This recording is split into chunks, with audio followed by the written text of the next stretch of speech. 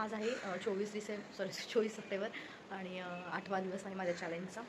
तर येस, आज खूप छान वातावरण झालेलं आहे इकडे. पावसाचं वातावरण आहे एकदम. रात्रीसुद्धा खूप जोरात पाऊस झाला. तर येस, पावसाचे दिवस हळूहळू संपत आहेत, पण पाऊस अजून इकडे पडते. बर्फीचा पाऊस चालू आहे. आणि जसं प्रत्येक नाही का आपले ऋतूसुद्धा बदलत आहेत. आता पावसाळा हळूहळू संपत येतो आहे आणि हिवाळा सुरू होणार आहे. त्या पद्धतीने सगळे चेंजेस नेचरमध्ये सुद्धा होत आहेत.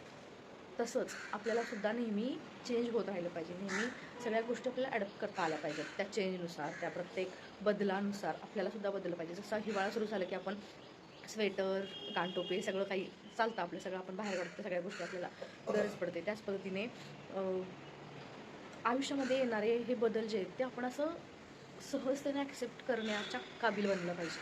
ओके, सो त्याला वेळ लागतो. हळूहळू गोष्टी केल्या की होऊन जातात. पण आजचा मेन मला हे सांगायचं होतं की change is the only constant. म्हणजे आपण म्हणतो ना, नाही हा खूप बदलला, ती खूप बदलली.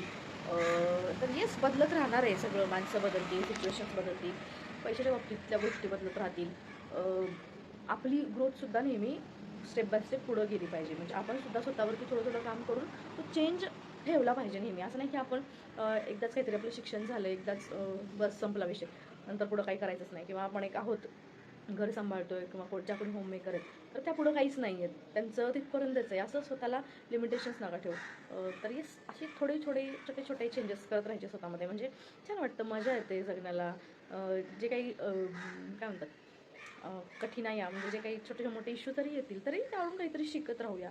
कारण ते तोपर्यंत येतच राहणार आहेत, तोपर्यंत आपण त्यापासून काहीतरी शिकणार नाही, काहीतरी लर्निंग घेणार नाही.